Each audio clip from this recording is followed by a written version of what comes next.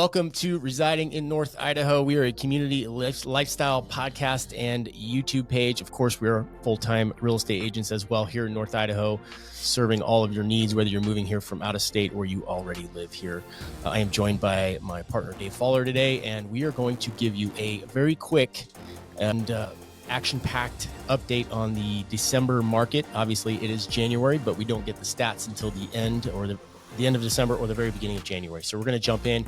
I'm going to throw a bunch of numbers out at you real quick so you get that info, and then we're going to discuss. Dave is much smarter than me, so he's going to take that side of things, which, yeah, I'm better looking. I get it. It's fine.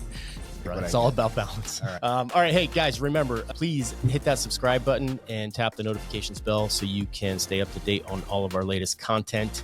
And we put out a lot of content here and on our social media, which is at Your North Idaho Agent. So find us there, find us here, and hit that subscribe button. All right, here we go. Jumping right in. I'm going to start out with some of these numbers. Active listings right now are, as of December 23, 1,621 active listings.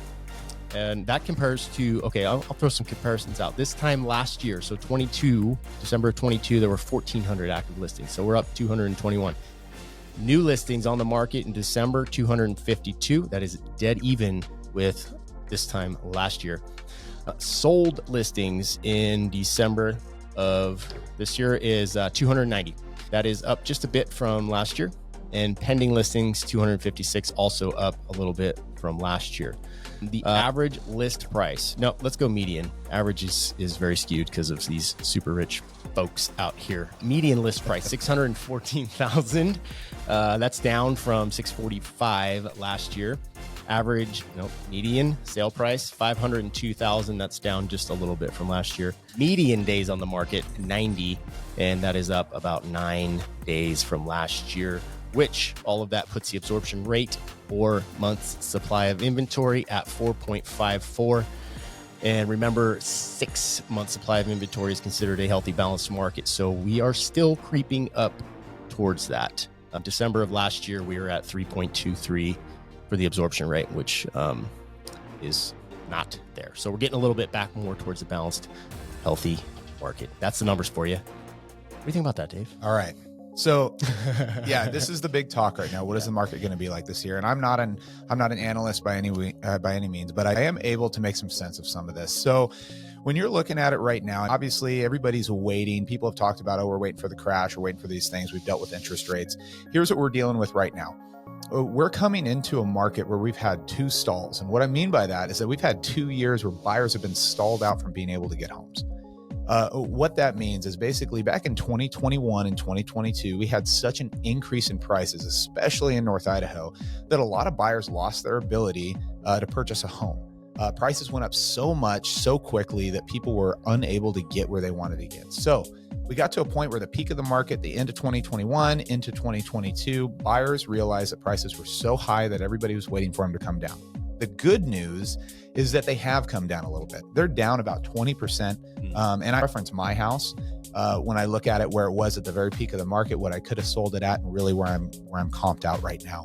So you're looking at anywhere between 10 and 20% the market is down. However, when the market started going down last year, we had another stall for buyers, and that was interest rates. Interest rates went crazy. They were up to, I think, 8.5% at one point. Ouch. Once again, I'm not a lender, and that's something to talk to them about. But interest rates went up. So what you had the stall in the market that held buyers out from buying their home. And then they waited, and then interest rates went up, and then they got stalled out again because their buying power went down. What we have now is we have a market now that's down 10 to 20%, and we have interest rates that are expected to go down. Now, I can't guarantee that, and I don't know where it's actually going to go, but I know that just a few weeks ago, we were sitting at 8, and now we're seeing rates around 6.5. So we're seeing rates already come down. The Fed has announced that they're going to do some cuts. I'd encourage you to do some research on that for any validation there. But there's an expectation with freaking election year. Always election. Shocker, year. right? You're right. Yeah, weird. Everybody wants to be happy. So you're seeing rates come down, and now we already have a decreased market. So we have a ton of buyers that have been sitting on the sidelines for 2 years. Maybe you're one of them, and a lot of people are trying to take advantage of those upcoming rates and the fact that the prices are down a little bit. What do I expect? The thing is that when you have that many people sidelined, we're getting a lot more activity. Both Seth and I, Eric, we're getting a lot of activity of buyers that are coming into the market really early right now. Our phones have been ringing like crazy. There's a lot of people that are entering, and this is very abnormal for this time of year. So the fact that we have a lot of buyers coming into the market, buyers dictate the market. Buyers dictated the market in 2008. They dictated it in 2006. They dictated it in 2019 and 2020 when COVID hit. It was about the amount of people that wanted to buy. It was the supply and demand. And the fact is that we're going to have a lot of buyers entering the market. So it could become a competitive market. If rates continue to go down too much, we could see a lot more, we could see an increase in prices. How much? I have no idea. Will they increase? I don't know. Yeah. Yeah. Literally January 1st, boom, phones started ringing. A very abnormal amount. And I was very surprised by that because this time last year, my phone was dead quiet. Yeah. No, and I wasn't doing a lot last year either. I think I only had one transaction in January, and we've already put we've done three the past 2 weeks. So what I'm also seeing too is, I compare this to the first home that I bought. People are like, oh, we're waiting for the crash. The market's going to come down. A lot. Here's the two facts that I know is one is that, the house that my wife's grandparents built it for $50,000 in 1979. Ooh. We bought it right before the big crash. We bought it in 2006 and we sold it 2 years ago for $400,000. So even after the crash, everything else we lost a lot of equity at first, but ultimately the trend is still upward. That house will never be worth $50,000 again. It's just not going to happen. Right. And should there be little waves? Yes. But I went to a Keller Williams conference. This is really important to me because it kind of caught my eye. I'm not an investor. In fact, I'm anti-investor. I don't have any investments. I can't stand buying rentals and everything. I just don't want to deal with it. I really don't. And, I'll learn one day when I'm working at Costco full time and I need a job and I don't have a retirement plan. So that being said, here's the thing. What I have noticed is that when I went to this Keller Williams conference, they were talking about 2006 and 2008 when everything was super peaked up and then just dropped.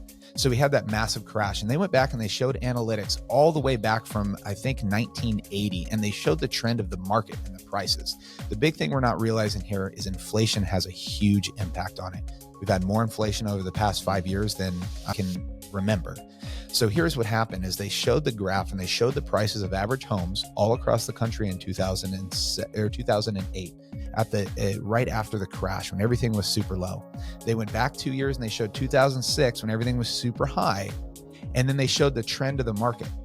And when they showed the trend of the market, they showed those homes at that height price at 2006. And they asked everybody looking at it, prices had gone up relatively about 30 to 40% since that time. Mm-hmm. And they asked you if you could go back in time and you could buy everything that you wanted back in 2006, would you do it at the height of the market? Yeah. The resounding answer was yes. Yeah. Because the prices have just gone up. So, real estate in terms of flipping, I am definitely not the person to ask about it, because if you're going to do a quick investment, you're going to flip it and you want to make money in 2 years, I don't see any guarantees on that. That's something you really got to look into. But if you're looking to buy a home because it's going to be for your family and you want to know if the money's going to be there, if you're going to hold the value over 5 or 10 years, yes. The market trend, the way that it's always been, is that inflation and prices are going to continue to go up. It's an acquisition and it's an investment.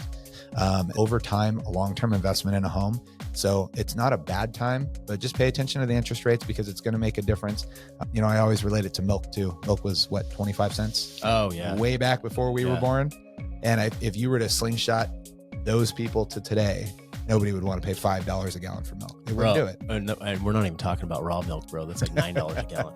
Right. But it's never going to go back to that. No. So there is a dip. There's a lot of sideline buyers, and I think there's going to be a lot of activity this year. So just pay attention to it, because if you're looking to buy, there could be some pretty good competition come, school getting out, and May and June and July and times like that when people want to move. So what are you telling people that are sitting on the sidelines? Because I've had a lot of people tell me this. They're like, hey, I feel like things are going to crash this year. Like, there's a lot of fear out in the world and I'm just going to wait. Right. That makes me nervous. It makes me nervous too. But the thing is, I tell people, first of all, do your own research. Do your research, be involved in the market. It's never too soon to start looking at homes. I tell people when they come, they're like, well, we're not ready. We're looking a year out. I'm like, that's a good thing. Get involved in the market now and understand so that you can see with your own eyes. It's not me telling you or somebody else. You can see what the market's doing. But the biggest thing is that if you want a home for your family, if you want to invest, buy a house that you love the location and that it works for you. Because the house that I'm in right now, if it goes to $0, if it's not worth anything, My family's safe. Right. We're taken care of. We're in a good location. We're where we want to be. And so, it's where you live. If you're trying to do investments, this is a whole nother podcast for somebody way smarter than me. And definitely, yeah. What were you going to say? Definitely smarter than me too. That's fine. Noted. Yeah. So anyways, those are kind of the things I would say. Just be aware there's a lot of buyers that are sitting on the sidelines and have been for 2 years. So a lot of people are over it and they're going to buy regardless. And it's going to be a busy market this year. I agree. Well, thank you, Dave. And let's call it at that. That was nice and short. I hope you guys got great value out of that information. And remember, if you're looking to move right now or 12 months from now, give us a holler. It's never too soon to get that conversation started. Thanks, guys.